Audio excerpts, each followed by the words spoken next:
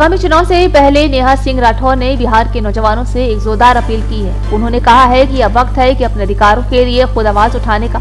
राठौर ने स्पष्ट किया है कि चैनलों और पत्रकारों के भरोसे मत बैठिए, क्योंकि अक्सर खबरों को सही तरीके से नहीं दिखाया जाता है। उन्होंने याद दिलाया है कि लूटा आपको गया है, लाठी आपने खाई है और अब बदलाव लाने की जिम्मेदारी भी खुद युवाओं पर ही है। नेहा सिंह राठौर ने कहा है कि अपने साथ हुए अन्याय की कहानी रिकॉर्ड करें और सोशल मीडिया पर साझा करें।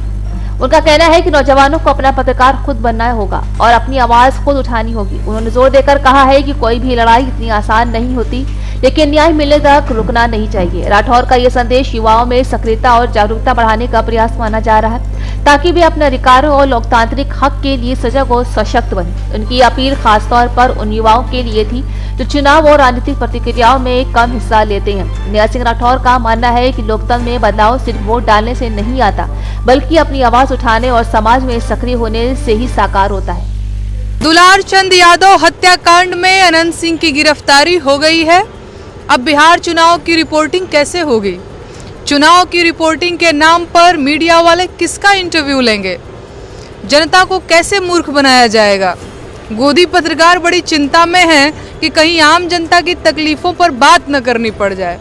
अगर गलती से आम जनता की आवाज उठ गई तो उनकी नौकरी का क्या होगा? इसी चिंता में बेचारे माइक छुपाकर घूम रहे हैं।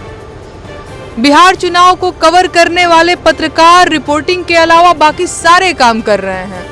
घुड़सवारी करने से लेकर फलाने भैया के घरेलू झगड़े तक सब कुछ पूरी गंभीरता से कवर किया जा रहा है।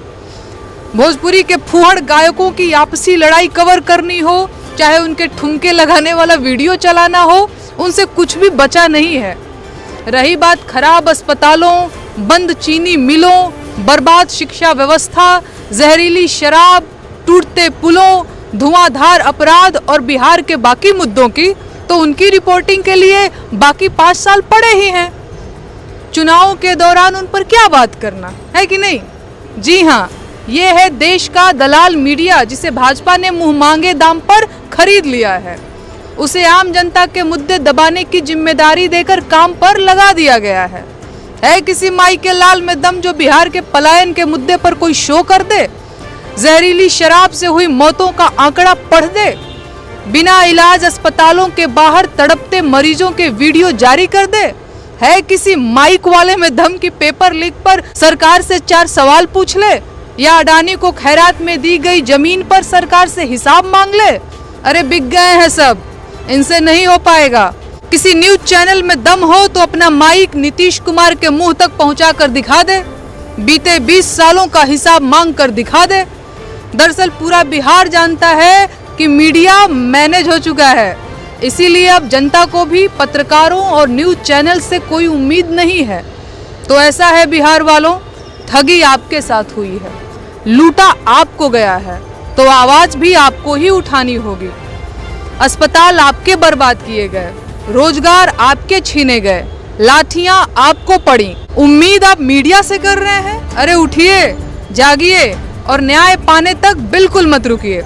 किसी पत्रकार और अखबार के भरोसे मत बैठिए कि वो आपकी आवाज उठाएंगे।